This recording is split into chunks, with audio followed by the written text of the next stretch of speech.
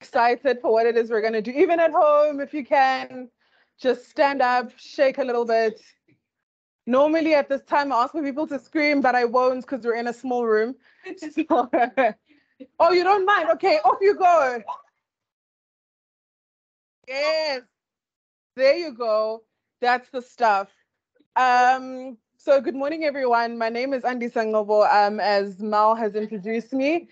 I am a chartered accountant, and I chose to become an IFRS specialist / project manager, currently working for PPS, heading up the IFRS 17 implementation project, which is quite massive. But I think we're in the last 300 meters of this marathon, and we're almost there. So yeah, lots of sleepless nights coming up for me. But yeah, I'm also just glad to be here to speak to you guys, because also my APC journey has been quite a journey.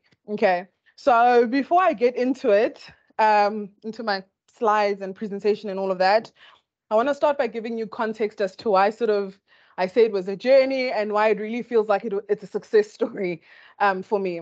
So started off, got ITC first time, passed, felt great. And I was doing really well in my articles as well, getting those outstanding ratings very early in that career as well. So I felt really good about myself. And I think I unknowingly or unconsciously had a little chip on my shoulder. And when APC rolled around I don't remember the year now, I said to myself, I know all of this stuff. It's in my head somewhere. I'm going to find it. So I attended the group meetings, it was just, walking around the office, taking everybody's notes, putting them in my file, not reading my file, because I'm just like, I know this, man. IFRS 15, what? I got it. I know it. It's somewhere in my head. It's embedded knowledge. I'm going to find it in the exam. So then, yeah, my file, no flags, had nothing that I probably wrote myself, maybe just 1 or 2 pages of what I wrote myself. Then come around February the next year, Psycho regrets to inform you. What? Excuse me? Me? Hey, no way. I was in denial for the longest time because I was like, no, Psycho got it wrong. It can't be that me, has got this wrong and I just didn't get it right. It's impossible. It's Psycho's mistake. It wasn't me. And the second time around, so my mindset wasn't in the right space. So the first time around, I was overconfident. The second time around, now my mindset was really shot.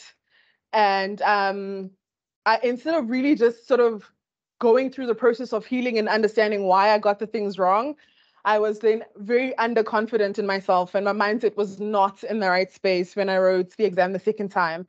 So come around again, February, Psycho regrets to inform you, Psycho, come on, you cannot be doing this to me.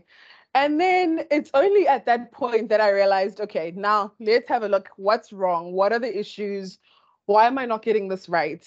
So I had to work on finding a balance between being extremely overconfident and extremely sort of underconfident in myself, to find that balance in the middle, because that's where, when you find that sweet spot and you're honest enough and you're true enough with yourself, and you realize that this exam really is just, it's a mindset game. Like it's a game, and it's a mindset game. It's how you are in your mind that gets you across the line at the end of the day.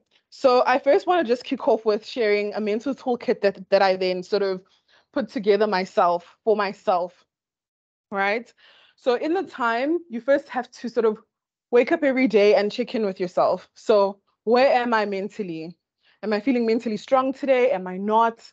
Do I need to do breathing exercises? Do I need to stretch? What is it that I need to do to be able to get through the day? And second to that, be honest with yourself with where you are. So if you're not feeling very good that day, it's also important that you're honest with yourself that you're not feeling good that day, so that you do what is necessary in order for you to feel good that day and be able to go through all of the tasks and the work that is in front of you. And then also what helps is, between now and then, have a routine. And in that 5-day period, have a routine that you do, so that every day is not like a surprise. Ooh, what do I feel like I'm going to do today? So plan going forward, and then have a set routine. Yes, it might not work according to plan in the beginning or as you plan to, but then you have something to pivot from rather than just, taking each day as it comes and, seeing what will happen when it happens. Because that way you're going to get to day 5, you're not prepared, you've got nothing. And then what then happens, anxiety sets in, panic sets in, and then now your mind space is shot. Then you go into the exam and you try to tell yourself, I can do this, I've got this. But then you don't really. And then you're in the exam, they throw curveballs at you, and then everything topples over, and you don't write what you intended to write. You don't think the way you intended to think because you just didn't plan, you didn't have a routine, you didn't check in with yourself, you weren't honest with yourself. It's a whole process, and it really is a journey. And then another thing is that in that 5-day period, or even now leading up to that 5-day period, protect your energy. And by that I mean be very intentional with what you're taking in. So are you taking in positive things? Are you taking things that are going to make you feel good about yourself? Are you taking in things that are going to make you feel confident in what you're about to go do?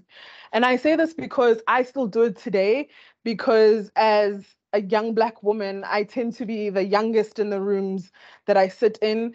Most likely, I'm the only Black person in those rooms, but I have to protect my energy to be able to show up as the person that they're expecting me to show up as in those rooms. So you protect your energy so that you're able to, really dig deep into yourself when you need it. And I promise you, in that 8 hours, you're definitely going to need it.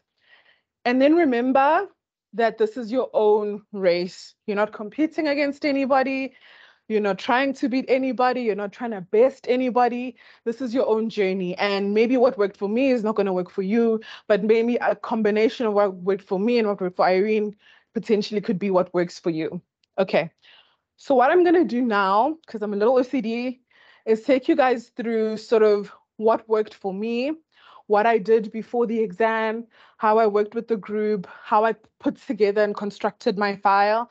Because in that 3rd attempt, I realized embedded knowledge is embedded knowledge, but you have to refresh embedded knowledge in order for it to actually be embedded knowledge. So all that means is you don't spend an eternity on embedded knowledge. You brush up, you remind yourself what it means, and then you go on with all of the other bits and pieces. So the exam approach before the exam, go to all the classes. If you haven't, go rewatch them. Whatever those lecturers are telling you, whether you're doing UCT or APC or APT, those lecturers know what they're talking about. And it is around the 3rd time around that I realized, yeah, I think they're right. I think they know what they're talking about. So go and hear what they're trying to say to you, grasp whatever lesson they're trying to get out of you in all of those lecturers that they give, because they know what they're talking about. Then familiarize yourself with the psycho papers, and not necessarily to study them specifically because you think it's going to be those industries. It's unlikely that they're going to repeat an industry, but it's just to familiarize yourself as to how psycho asks the questions and what type of responses are they expecting to get. Because what you'll see with the responses from the psycho papers, they're not long. Their responses are very concise and very to the point. They state what needs to be stated and it's done. And usually if you go back to what you would have done previously, maybe you would have wrote 8 pages. Once you're over 3 pages, guys, just know you've done too much. So you've already done way too much if it's longer than 3 pages. So yeah, go familiarize yourself with how they normally are asking those questions, and familiarize yourself with how they're responding to those questions so that you can incorporate that into your exam day technique. And then attend interventions. So all of you that are here in this room are already doing one right thing. Check for that. And be honest with yourself. So take a seat back. And again, I think it's those known knowns and unknowns, known unknowns, and all of those bits and pieces. You know what you don't know. So get the help that you need with what you don't know. Don't say, oh, no, it's going to make me feel like this. Or it's going to make me look like that.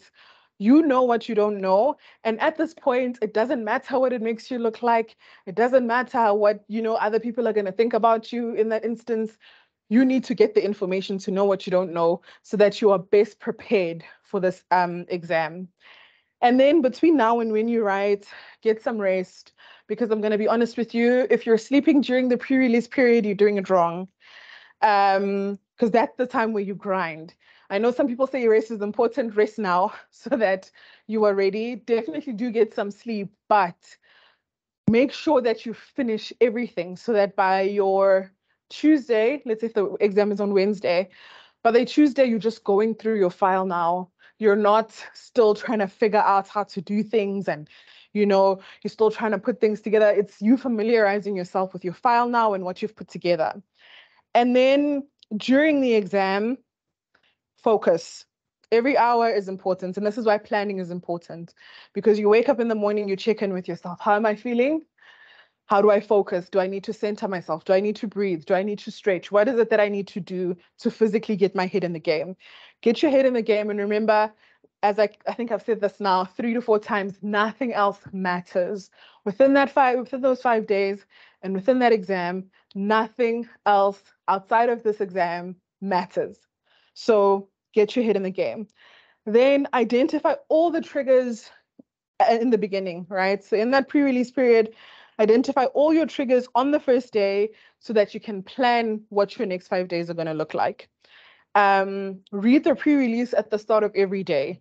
This seems tedious, but the reason you're doing it is so that you familiarize yourself with what it is that they've given you, with the information that they've given you. So you're reading it every day, like literally at the start of every day. It was part of my routine. Read their pre-release from start to finish, all of the tasks and everything, because they've already given you a snippet of what the industry looks like. So read it every day so that you're familiarizing yourself with it. And it's information that becomes secondhand or second nature to you when you get to the exam.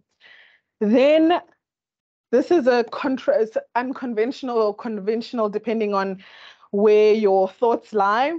Do all of the triggers yourself first. I'm going to say this again.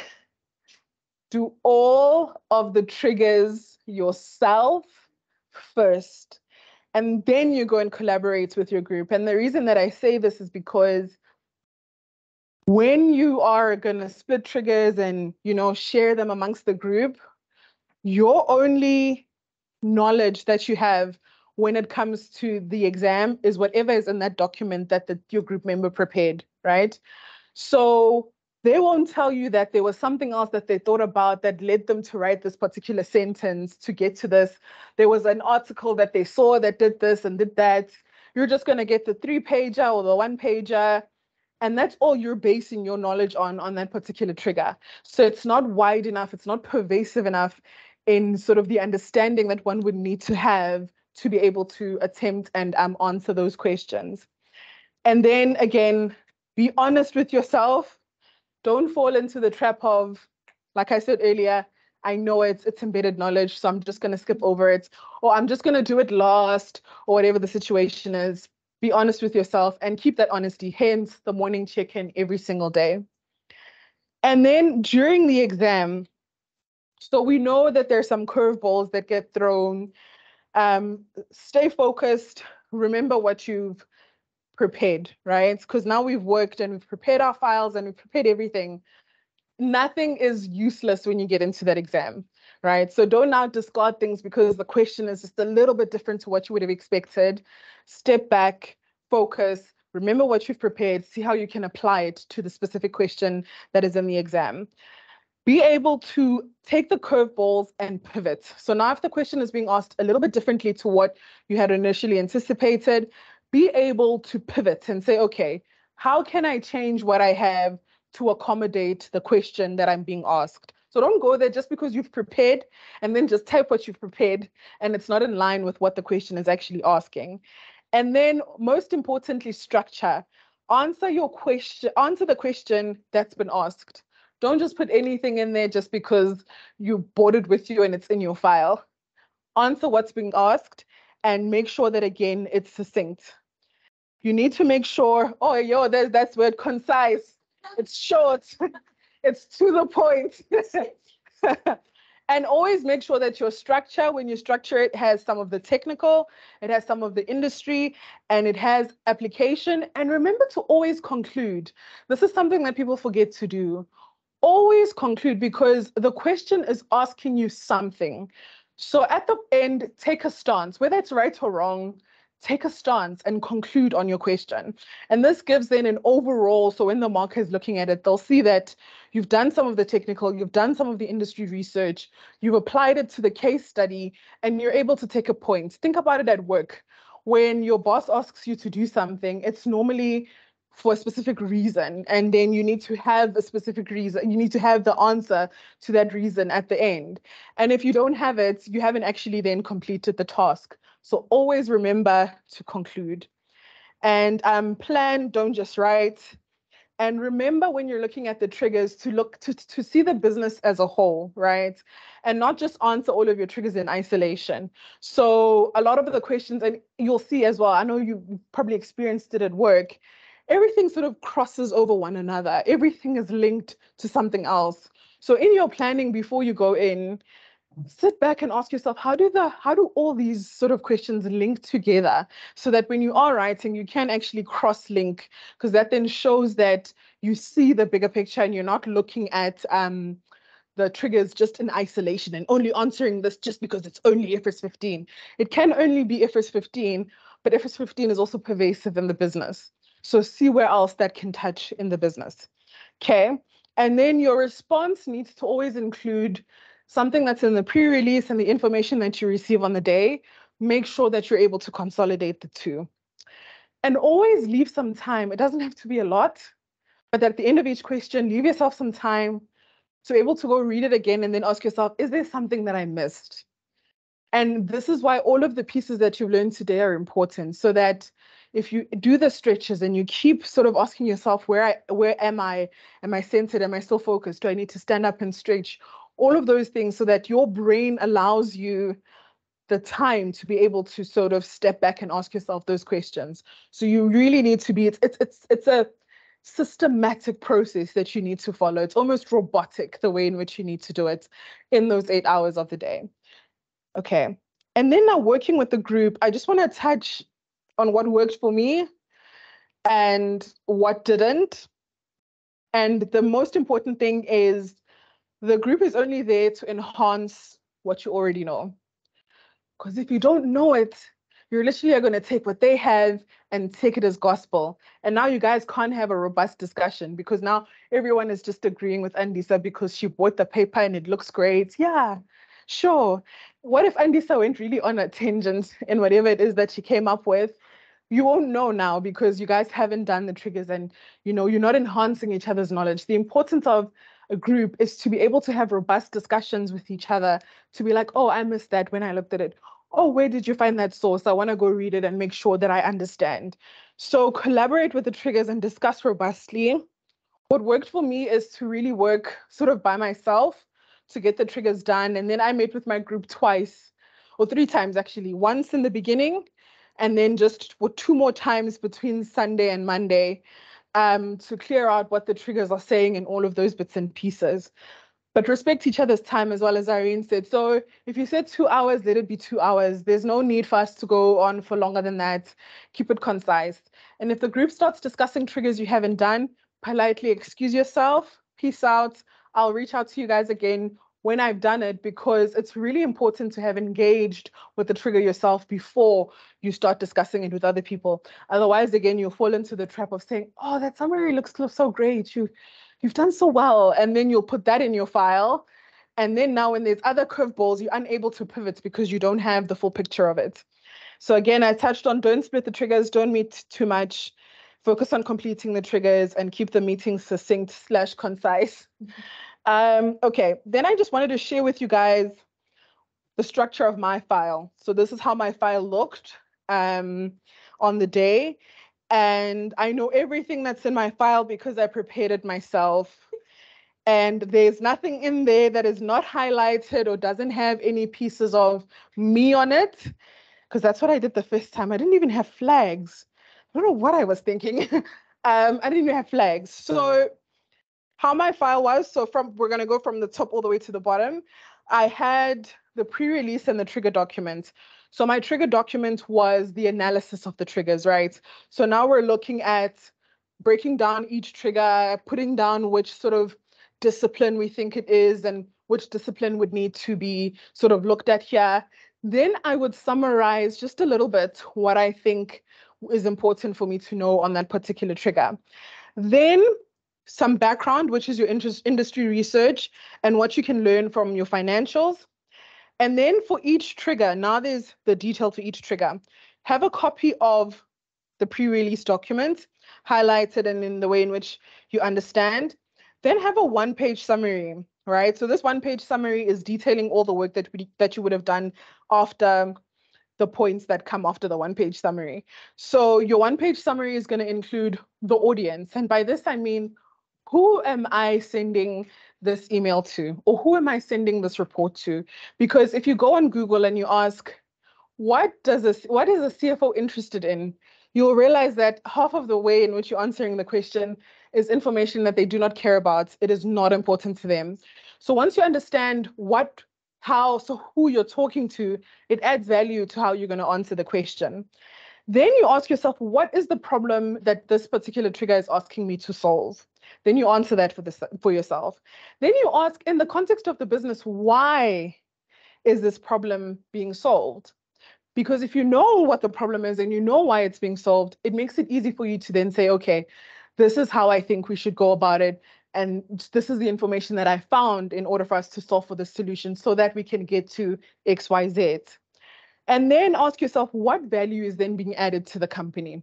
And when you link all of these pieces together, it makes it very easy for you to understand what it is that the specific trigger is asking from you. Then after that one pager, I had my technical background, which is the theory. So this is the embedded knowledge. It was in my file. If it was valuations, I went back and I learned how to do valuations again. And I put that in the file. Then you need to go and look at what is the industry doing. And it's so interesting. When all the triggers that you have, there's something on it somewhere in the internet. So go do the industry research and how are the competitors of this company dealing with this particular issue? And then based on the technical and how everyone else seems to be dealing with it, again, always more important, make it specific to the company. Make it specific to the company so that you can add back that value. And then at the end of the day, keep calm because you guys have got this. You've got it. You've got it. You've got it. Always remember that. And I want to touch on that imposter syndrome question. It's the most important thing to wake up and tell yourself, I am where I belong to be. I belong to be here. So I'm not here because of affirmative action. I'm not here because of whatever other reason people make you feel like you're there. You're there because you deserve to be there. You've worked hard to be there. You have the knowledge that is needed for you to be there. Same thing with this exam. You have what it takes. You've got it. You've gotten this far.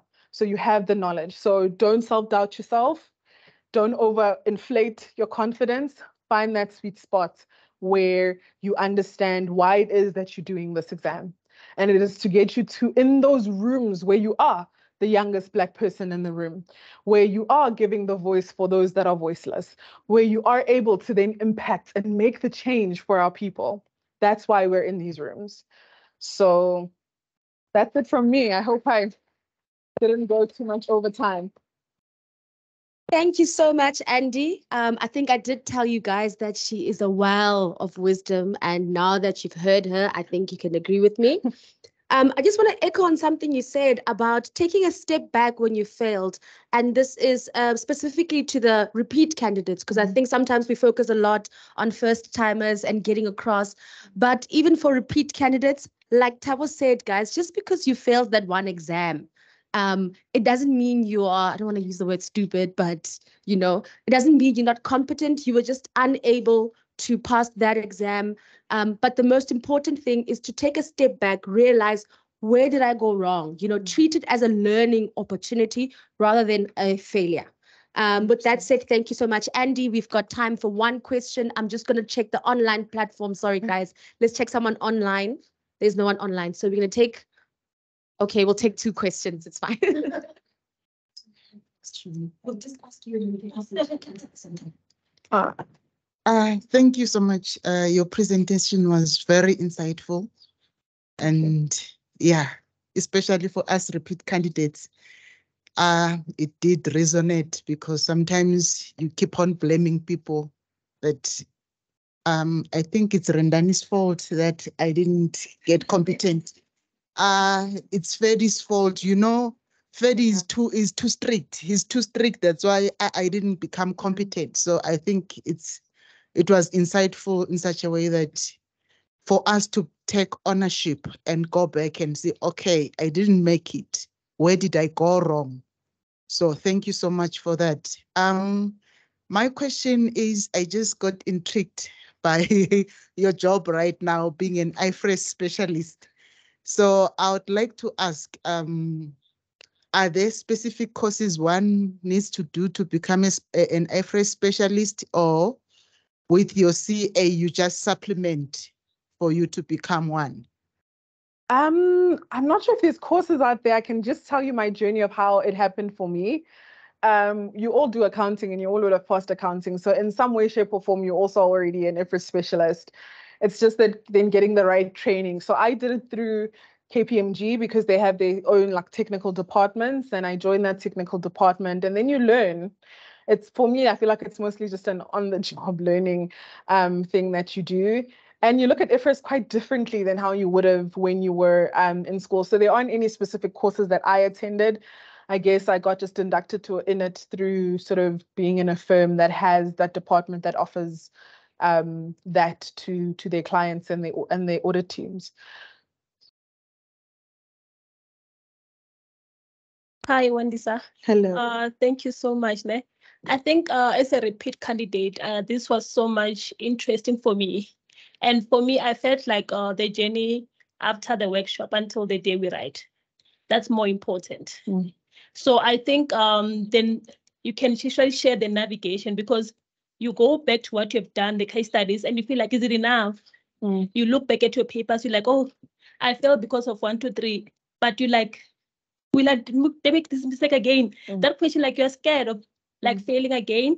But for me, the question most importantly is like from the workshop to the day one, what do you do? How do you know that this is enough? I think with this exam, you'll never know if it's enough, but you will know it's enough when you can answer these questions here on your one pager, because you've done the step back and you're able to put everything concisely into a one-page document. I wish I'd brought my file so I could show you guys. You could put everything concisely into a one-page document, because as I said earlier, if you're writing 3, 4, 5, 6, 8 pages long, you've already done too much. It's already you're off what they were trying to get you to do. And that's why I'm saying, one, go and familiarize yourself with the psycha responses, because that shows you what it is that they're actually wanting, how they actually are wanting for you to respond. And it's normally within these types of pieces here. Because the most important thing is that this exam is testing your competence. So it's testing what you do on the daily in your job anyway. It's testing whether or not you can identify if there's a problem and what the solution is to that problem for the specific stakeholder that you're trying to address the problem for. So if you're able to put it in a one-page summary and summarize it and have a conversation with the CFO about it, then you know you've done enough. And your file doesn't need to be all the 8 centimeters. I think it was 8 centimeters that the thickness, that it doesn't need to be the 8 centimeters. But it's also important to engage with the information that you have in your file. Get the research. And that's why for me, the structure worked, because I did the technical. The technical can only go so far. It's just the one piece of it. They've already tested your technical through the ITC. So that can only take you so far. Then you need to go to the industry now and ask yourself, for this particular problem, how are other people solving for it? Bring that with you. And then you ask yourself, how does it apply then to this company? It's all those things in the one page. Because at the end of the day, for me, what I found is, how am I adding value? Which is the competence that gets tested in any meeting that you will attend. It's when I put up my hand to speak on Teams, how am I adding value to this conversation that we're having? It's just now, unfortunately, you're doing all of the pieces and not just the little nugget in the Teams chat. So it's that. And also speak to the lecturers. if you're feeling a bit nervous, because I also had that. And I think it was around September.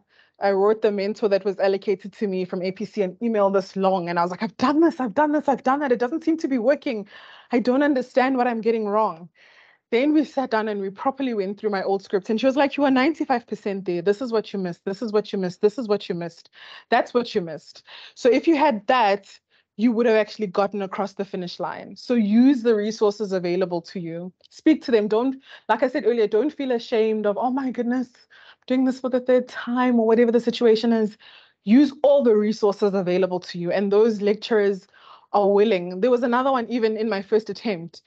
He was willing to go, he had consultation hours, and they were willing to come out to wherever you were close to you to meet with you and have these discussions. So wherever you're feeling a sense of uncomfortability, I don't know if that's a word, go and go speak to the right people. And for me, the right people is the lecturers, because they're the ones who have the experience and their markers and all of these things. So they have quite a lot of insights, and then make it bespoke to you. So take a script with you where you feel like you didn't do well and you can't identify why you didn't do well, and let them help you get to that answer. Yeah.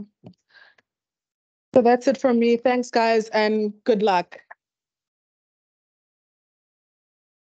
Thank you so much, Andy. On that note, we're going to take a very quick break and leg stretch, and let's try start again at exactly 11:25. We are running a bit behind. Is it ahead or behind schedule? Yes. So